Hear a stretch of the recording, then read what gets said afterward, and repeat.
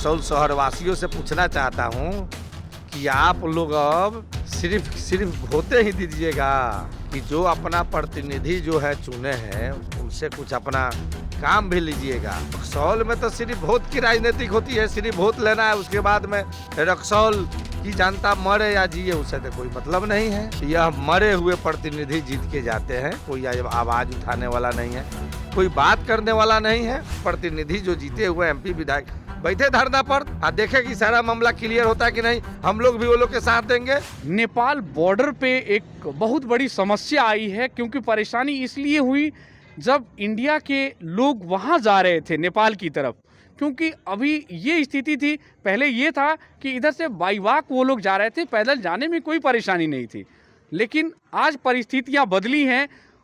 क्यों बदली, क्या वजह है? यहाँ पे हमारे अभी कांग्रेस के जो प्रत्याशी भूतपूर्व अभी प्रत्याशी थे पहले, उनसे भी बात करते हैं, वो क्या कहते हैं। रामबाबू यादव जी, क्या परेशानी आ गई है? परेशानी आ गई है कि हम लोग तो सोचते हैं कि बेटी रोटी का संबंध है नेपाल से, लेकिन नेपाल यह समझे तब ना। और यहाँ जो लोकल में जो हमारे माननीय जो जीते हुए हैं, हमारे एमपी साहब हैं, विधायक हैं जो जीते हुए हैं, आखिर वो क्या कर रहे हैं? रक्सौल शहर के लोग बक्सा भर के वोट दिया, क्या इसी दिन के लिए कि धूल गर्दा और नेपाल के लोग आ रहा है, कोई दिक्कत नहीं है, इधर से लोग जा रहा है तो लाठी डंडा खा रहा है। तो मैं नेपाल रक्सौल शहर वासियों से पूछना चाहता हूँ कि आप लोग अब सिर्फ होते ही दीजिएगा कि जो अपना प्रतिनिधि जो है चुने हैं उनसे कुछ अपना काम भी लीजिएगा। दोनों जगह इनकी सरकार है, बिहार और केंद्र में, तो फिर ये मामला कोई बड़ा मामला तो नहीं है, इस मामला को तो सॉल्व होना चाहिए। लेकिन रक्सौल में तो सिर्फ वोट की राजनीतिक होती है, सिर्फ वोट लेना है, उसके बाद में रक्सौल की जनता मरे या जिए उससे तो कोई मतलब नहीं है। अगर तो आज पैदल कुछ जा रहे थे, क्योंकि ये तो सही आपने बोला, बेटी रोटी का संबंध है, क्योंकि काम करने वाले डेली जाते हैं और आते हैं। तो आज क्या ऐसी मजबूरी आ गई कि पैदल जाने के वाले के ऊपर भी वो लोग डंडे बरसा रहे थे? कोई ऐसा उधर मजबूरी नहीं है, वो लोग आप लिया है कि इधर के जो भी प्रतिनिधि है, यह मरे हुए प्रतिनिधि जीत के जाते हैं, कोई आवाज़ उठाने वाला नहीं है, कोई बात करने वाला नहीं है। जब उधर से लोग आ सकते हैं तो इधर से लोग क्यों नहीं जा सकते हैं? सीमा को हम लोग सील कर देंगे। हम लोग जब वहाँ धरना पर बैठ जाएंगे, उधर से जब लोग को नहीं आने देंगे, अपने आप मामला क्लियर हो जाएगा। लेकिन जब यह क्या करेगा, हम लोग दिन रात लड़ते हैं रक्सौल के लोगों के लिए, लेकिन जब 5 साल पर चुनाव आएगा तो वो तो लोग आंख मूंद के एक ही दल को देंगे, और प्रतिनिधि जीत के जाते हैं, चाहे एमपी हो विधायक हो। और वो लोग जब कुछ नहीं करते हैं तो अब हम लोग कितना दिन तक इसको हम लोग करेंगे? हम लोग धरना प्रदर्शन करते हैं, केस होता है हम लोग के ऊपर रक्सौल के भलाई के लिए, लेकिन रक्सौल के लोगों को जब नहीं बुझा रहा है तो ये पूछे अपने प्रतिनिधि से क्यों निर्देश लोगों पर यह डंडा बरसाया जा रहा है। मीडिया कर्मी को कैमरा छीन लिया जाता है, मोबाइल छीन लिया जाता है, और पैदल जो मजदूर हमारे जो उस पार जो जाते हैं काम करने के लिए, उनको यह कितना कठिनाइयों का सामना करना पड़ रहा है।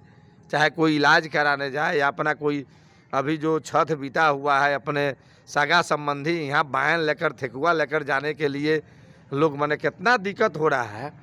ये रक्सौल की जनता पूछे अपने प्रतिनिधि से कि आखिर ऐसा क्यों हो रहा है, प्रशासन से पूछे। कौन सी बड़ी बात है?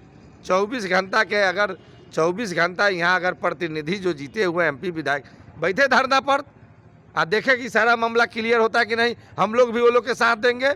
हम लोग अलग नहीं, हम लोग है ना, जन सहयोग सारे दल जमात मिलकर बैठे, लेकिन वो लोग आगे आवे, हम लोग तैयार हैं। आप ये कहना चाह रहे हैं अगर ये अंतर्राष्ट्रीय मसला है, अगर इस मसले के ऊपर आप लोग सारे जनप्रतिनिधि अगर बैठते हैं साथ में, तो आप बैठने के लिए तैयार हैं? एकदम तैयार हैं। रक्सौल के भलाई के लिए, रक्सौल के लोगों को भलाई के लिए, रक्सौल के विकास के लिए हर संभव हम लोग तैयार हैं उन लोग के साथ देने के लिए।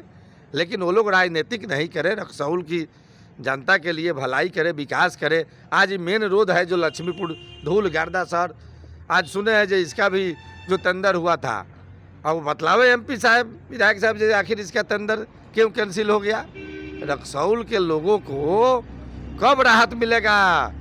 2 देश आज इंटरनेशनल जगह है, सब लोग जानता है जो इंडिया और नेपाल भारत बेटी रोटी से सदियों से संबंध आता जा रहा है, लेकिन एक तरफा नेपाल जो कार्रवाई कर रहा है हमारे माने बिहारी भाइयों पर, रक्सौल भाइयों ज़्यादा करके, और कोई सीमा पर ज़्यादा विवाद नहीं है, सिर्फ रक्सौल पर क्या है। एक्चुअली ये क्या वजह है, क्या कारण है कि इस तरह से आज हम लोग बोलती हैं कि जब हमारा देश, क्योंकि इंडिया डोमिनेटेड है, आज स्थिति ये हो गई है कि नेपाल हम लोग के लिए डोमिनेटेड हो गया, ऐसी पोजीशन आ गई है। यहाँ के सरकार का भी कमी है, अफसर का भी कमी है, और सबसे ज़्यादा लापरवाही और कमी कहेंगे कि जो प्रतिनिधि जो जीते हुए हैं वो लोग का है। ये प्रतिनिधि आज प्रजातंत्र न है, जो प्रतिनिधि है एमपी विधायक उसका पावर है, दोनों जगह उनकी सरकार है, 24 घंटा में रिजल्ट आ जाएगा। ये लोग बात करना चाहेगा तब ना, ये लोग तो बात करना नहीं चाहता है, काम करना नहीं चाहता है। पब्लिक को इस दासा से दुख से क्या मतलब है, कोई मतलब नहीं है, कोई बड़ी बात नहीं है। जब ये लोग के चुनाव प्रचार में भारत के गृह मंत्री आ सकते हैं तो ये कौन सी बड़ी बात है, मुख्यमंत्री आ सकते हैं तो ये और सीमा पर काहे नहीं ऐसा है जो सिर्फ रक्सौल पर हो रहा है। यहाँ के प्रतिनिधि जो है कमज़ोर है, चाहे एमपी हो विधायक हो, इसीलिए रक्सौल की जनता है ना। आज बतलाइए, हम लोग सुने हैं, देखे हैं, आप लोग के माध्यम से देखे हैं कि लाठी डंडा जो बरसाया गया है, बहुत ऐसे जो सवारी वाले थे वो लोग का हवा खोल दिया गया, मोटरसाइकिल का, साइकिल का। हमारे लेबर मजदूर वह जाते हैं काम करने के लिए, अपने रोजी रोटी के लिए, उधर से भी लोग आते हैं, हज़ारों लोग आते हैं, हज़ारों जाते हैं। और आज क्या कारण था जो उन लोग को रोक दिया गया।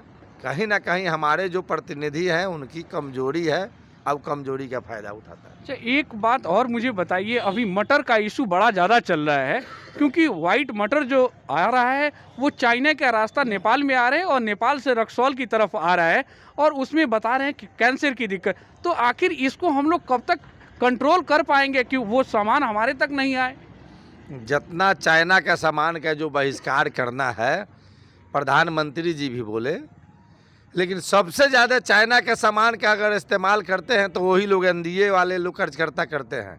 झालर से लेके बत्ती से लेके ये जो आप जो बोले हैं, जो ये खाने वाला चीज़ है जो वही भी चीज़ आखिर क्यों मतलब कि चाइना से आता है।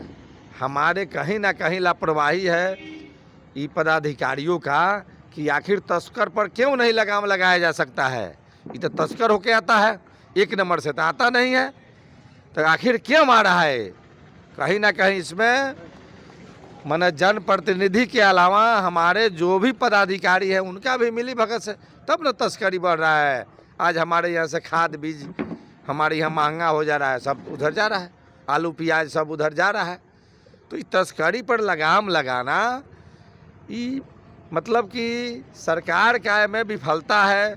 जो भी पदाधिकारी है, पदाधिकारी तो यहाँ आते हैं दिन गिनने के लिए, सिर्फ दिन गिनते हैं, काम तो करते नहीं हैं। बुझते हैं कि भाई रक्सौल में जो भी प्रतिनिधि आज तक जो हुए हैं उनको इस सबसे मतलब नहीं रहता है, इसीलिए अपना दिन गिन के चले जाते हैं। आज यह चुनाव बीत गया, कोरोना फिर शुरू हो गया सरकारी कागज़ में। अब उसमें देखिएगा जो किस तरह से उगाही होगा कोरोना काल में। इसमें मोटरसाइकिल का जांच होगा, मास्क का जांच होगा, और आम लोगों को, मजदूर को, किसान को कितना परेशानी इसमें होगा। लेकिन हमारे जो भी है जनप्रतिनिधि पदाधिकारी, ये लोग को उससे कोई चिंता नहीं है। पदाधिकारी भी तो ऐसा ही आते हैं रक्सौल में, सिर्फ दिन गिनने के लिए, काम करने वाला लोग तो है नहीं। ये थे राम बाबू यादव, जो इन बातों से समझ में आ रहा है, इनका भी सीधा और सीधा ये कहना है कि ये हमारी कमजोरी है, हमारे राष्ट्र की ये बहुत बड़ी कमजोरी है, जिस कमजोरी को हम लोग समझते हैं लेकिन उस पर अमल नहीं करते हैं।